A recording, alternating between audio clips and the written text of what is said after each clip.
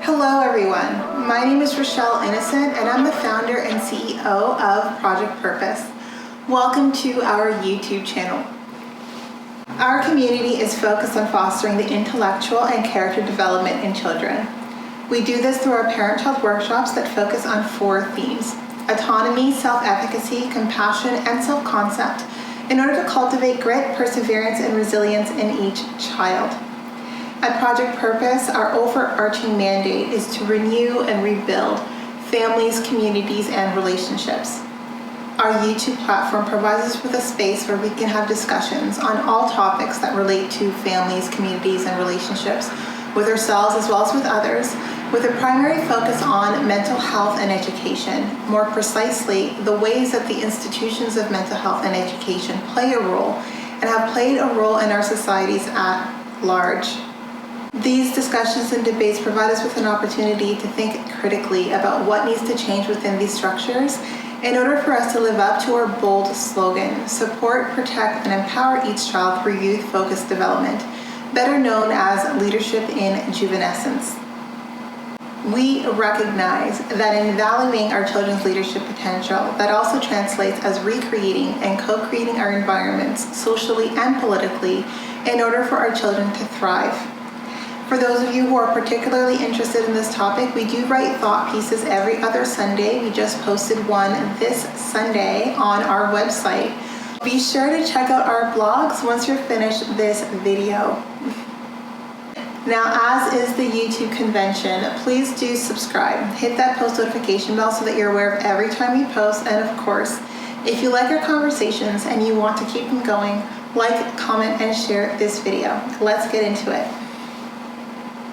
Welcome back. So this is video 2 in our week on education, and I want to start off our discussion on the power of storytelling.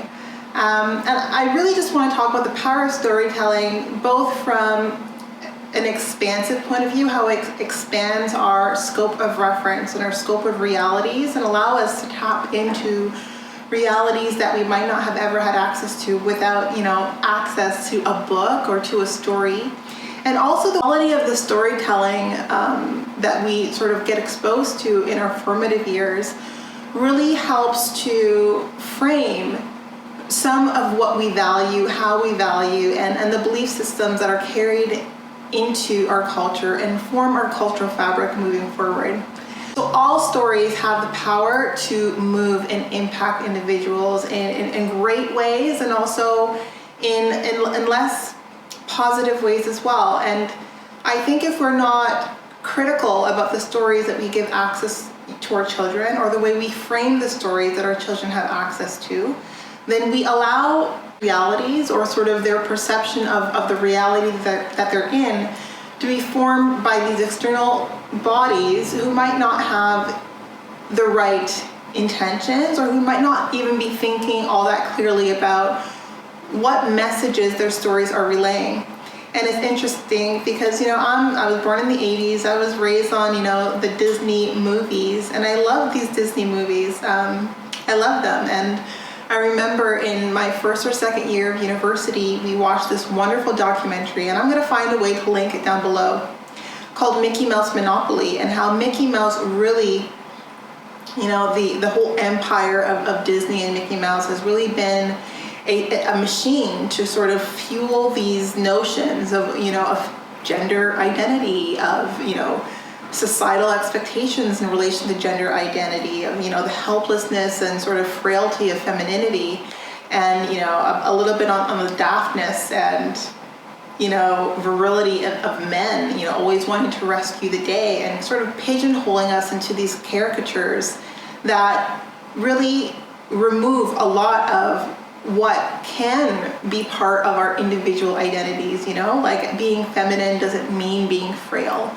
And while Disney has definitely tried to, I guess, manage some of the riffraff that has sort of been a result of people paying closer attention to the messages that these movies are relaying, I think we need to think a little bit more about not just holding Disney accountable and holding Disney sort of to the role of being the one who relays stories to our children. We need to think about how we can ensure that our children have access to stories that will inform their value system, that will inform their belief system beyond Disney. Because frankly, I think we can go deeper than that. You know, we don't need to sort of be satisfied with a shallow pool of values and beliefs as per, you know, the Disney slogan. We can definitely build our own sort of frame for the ways and the stories that will inform our children moving forward. And I say shallow pool quite intentionally, because since the 20th century, the pool has definitely become very shallow by way of storytelling, and storytelling has lost the layers and the colors that help children understand the world around them. And I think almost as a ripple effect, we especially here in North America, because, you know, living abroad, I've realized that children abroad are recognized to be much more sturdy mentally and emotionally, and aren't treated with such concern, right? They're sort of the expectation that they can handle life, right? And I feel like in North America especially, we feel like we want to introduce children to life in stages. We want to kind of introduce them to hardship gradually, when that's just not the reality of most of our existences. So how do we ensure that our children have the appropriate tools to be able to deal with the effects of existence, deal with loss, deal with grief, deal with pain, deal with disappointment in a way that is healthy, right? And in a way where they can bounce back and they can persevere and they can demonstrate grit. Because I don't think that sort of the epidemic that we're facing, which is, you know, the rates of child anxiety, of child depression, of child suicide, and I don't want to necessarily get into the numbers in this video, but I want to talk about how do we counter that. And I think we counter that through the quality and the sort of spectrum of stories that we share with our children that allow our children to step into different worlds, different beings, different states, and give them sort of an objective access to all of the themes that will translate or could potentially translate in one's life, so that they can start to build a toolkit around it. I think this is important because, you know, by way of developmental psychology, it is crucially important that during a child's formative years, they have a grounded set of, you know, attitudes towards loss, grief, pain, and death. And death is one of those themes that is a forever puzzle to children, and it's interesting how we've moved away from even conversations of death. And I actually did some research on this, and pretty much since the 20th century, so I think my first video this week talks a little bit about the shift from, you know, in our educational system around World War II and how that, you know, plummeted sort of the rates of literacy. But that shift also came with a shift in storytelling. And one thing I will tell you about our stories, about the stories that we share, whether they're folklore, whether they're fables, whether they're myths, these stories serve a purpose. They serve to translate, you know, values and beliefs from one generation to another. Through children's books, older generations announce their values, their beliefs, sort of their hopes and aspirations for the children. And stories and books, and the books that get published and the books that sort of, you know, gain access to children is sort of a bid to socialize children, because that's what these books do. They help frame and create realities that children step into. And one thing that we don't talk about enough, but when we think about human achievement, how children start to build a mental model of what human achievement is and who they want to be and how they want to access it, a lot of that is framed in children's books and children's stories. So if you want to get a sense in terms of, you know, what our culture values by way of human achievement, how our society views human achievement, just take a look at a few of the top-selling children's books, or the books that are sort of being introduced in primary school in the curriculum, and you'll get a sense of what our society sort of values and how those values are translating in our children's education system. Between 1890 and the early 1900s, there became a shift. And I like to talk about history because I think making historical comparisons is super important in understanding that there's a method to the madness of our present existence. And not to say that there is intention or there's conspiracy, but there's definitely cause and effect. And I'm interested in cause and effect because if we want to change the effect, we need to know the root cause and then make a new cause to make a new effect.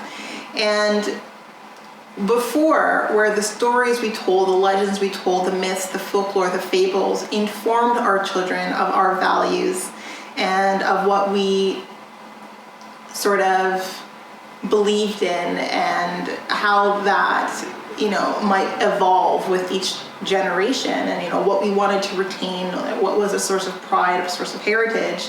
In the 1890s, early 1900s, it shifted, and pretty much rather than us or society or the collective be the ones who pass down our values and our beliefs and our hopes and dreams through the stories we told, that role was taken on by the publishing houses and by the books. And they started creating stories that informed sort of the realities that our children were raised with, myself included. More specifically, they became the creator of values as opposed to the reflection of the values of the actual time. And that's really it's a very important difference, because now, without even recognizing it, we see that there begins to be a gap in what our values actually are and what they might be, and what values are sort of being disseminated and sort of articulated to our children through these books. Why even take this on? Like, what is the point in taking away the color and the beauty of stories that share aspects of our genealogy, of our ancestry, of our history, our personal history, our familial history even, because some of our stories do that. Not all stories are sort of like these Greek mythologies or African folklore. There are every country, every place in this world has their own set of stories, and each of those stories are very beautiful. But why take on the role, and why create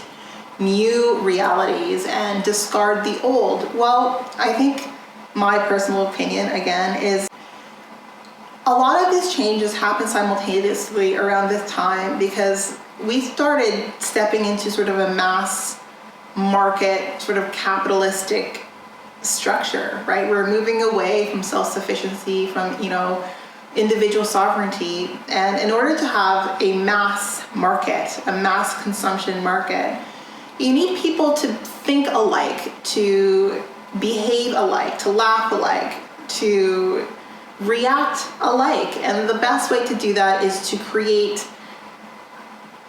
similar realities in the way that we educate our children. So this starts when they're very young, because a mass economy requires mass habits. And I think it was, my opinion, again, sort of an attempt to mold people to be sort of the perfect profile or the perfect consumer, by watering down and diluting the values from generations before. And this is important because there are key points of reference that each of us can recognize. And for those of you who are parents watching this video, you can even look in your children's bookshelves and let me know if I'm right. And death. So death is a staple topic that, children love to sort of reflect on. I know some people are like, oh, my children's kind of obsessed with death, are there something wrong with them? No, it's like death is something, is an idea that puzzles children, and they grapple with it.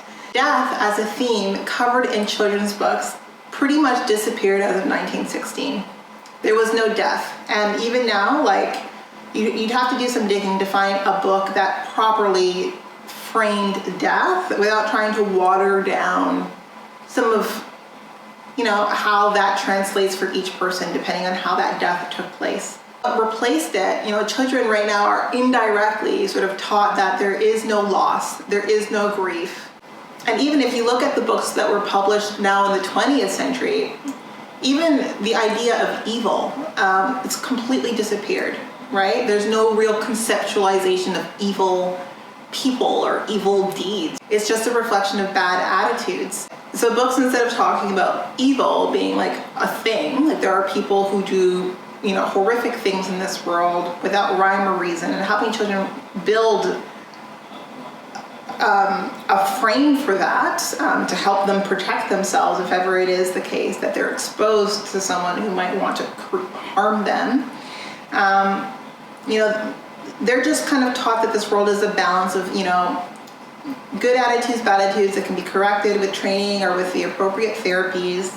And so long as you have training or the appropriate therapies, you're sort of guaranteed this positive state of life, and you don't have to worry about loss or grief. And if loss and grief happen, children don't know what to do. They don't know how to handle it. They don't know how to deal with it. They're left without the toolkit because these themes have not been introduced to them with the stories that have been told. So I guess this is the problem, and this is the root problem, because our stories aren't doing what they used to do, which is sort of informing intellect, building into character development. And I'd love to, and I'm still working in my workshops, don't worry, you will be the first to know once they launch. But cultivating grit, resilience, and perseverance in children also means informing their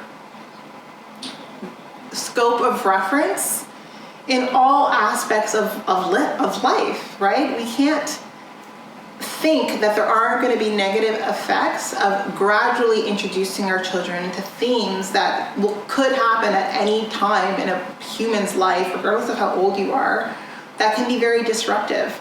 And the longer you keep a child in the dark about some of the things that could hurt or harm them, the longer they don't have the toolkit to deal with the things that might hurt or harm them, if that is what they're experiencing. So I think we need to really understand that there is a huge divide between ignorance and innocence. And keeping a child ignorant isn't the way to keep them innocent. And I think we put them together, like if they don't know, we can kind of maintain their innocence, but you're also creating room where their innocence can be exploited. So I think understanding that whatever your child's not mature enough or sort of cognitively receptive to will go over their head, but all that you can do to prepare your child for all that might take place in life needs to happen as early as possible. And know, like, the earlier you introduce themes and tools to help them manage some of the difficult themes, and the best way to do this is through stories. And by the way, like, stories that were introduced like before the 20th century. So these are stories that really do layer in light and dark, good and bad, good and evil, and they really just talk about, the insidiousness of how, evil things aren't necessarily the most transparent, right? And children need to know this without necessarily fearing it, but they need to know that this is life, right? Life is both of these things. And our children's books don't teach them that. And our children's books don't offer the layers and the colors and the complexity that they used to. And children's books used to do this. Legends, fables, myths did this, right? There were death, there was drama, there was deception, there was betrayal. And these things happen to one person in their life, and they're very emotionally jarring experiences, and we all need a toolkit to manage that effectively. And so this is really a call to action to get back to the stories that instill our children with values, that give them strength of character, that give them an understanding of the world around them, and that give them a toolkit so that if the world around them, starts to fall apart, they have the tools to put themselves back together. Our children do not have those tools at present. And I think we need to figure out a way to get access to those stories that will give them an understanding of how to manage through difficulty, and recognizing that life isn't just about having positive and negative attitudes, it's deeper than that, and give our children a deeper understanding of their own humanity earlier on in life. And I think we can do that through the stories we tell. And I'd love to have an engagement on this conversation. Like, these are my opinions again. But this is supported by the research. Our children are very mentally frail. The suicide rates have been up by about 300% year over year for the last, at least 3 decades, right? And I think because when I look at the statistics, the reason why I haven't been very, statistics driven is because a lot of the statistics that I'm looking for haven't been updated they haven't been updated, you know, and I think that the only reason why they're not publicly accessible, I don't think it's because no one knows what those numbers are. I think it's because those numbers are alarming enough that if we made them accessible without an action plan, then there'd be a huge issues in the societies within which we live in. And I think that because no one's looking for them and sort of calling it out, they're buying time. But I'm looking for these numbers and I'm calling out the fact that they're not updated. I did a case study on the suicide rates of children, and I might try to link that down below. I'll attach it to my WordPress. But it's getting to an extent where we really need to think about the system of education and what things we need to do now. So what things are critical adjustments that need to happen like right now. Whether we do that at home and, you know, do a hybrid schooling, unschooling model, or, you know, however it is we approach it, we need to make sure that our children are equipped to be self-sufficient and to be independent and to do well in this thing that we call life. And I think the younger your children are, the more it is sort of to their benefit to have access to stories that give them a sense of the real world around them without traumatizing them, you know, but giving them a sense of periphery that these things happen to people regardless of positive or negative attitudes. Life is deeper than positive or negative attitudes. So that's really the topic for this week. I wanted my conversation in education to be very specific and provide, you know, tactical sort of solutions to the real problems that our children are facing, and they're grasping at air, looking for tools to help them manage through some of the difficulties that life has already started to introduce them to. And I think as a child advocate, it's not about protecting our children by shielding them from all that could harm them in this world. It's by protecting them, by equipping them to navigate accordingly. So I would love to hear from you. I would love to hear what your opinions are. Please do engage with this video, send me an email. And of course, if you like the conversation, if you're still here, please definitely subscribe to this video, like, comment, and share this video. And until next time, thank you so much for tuning in.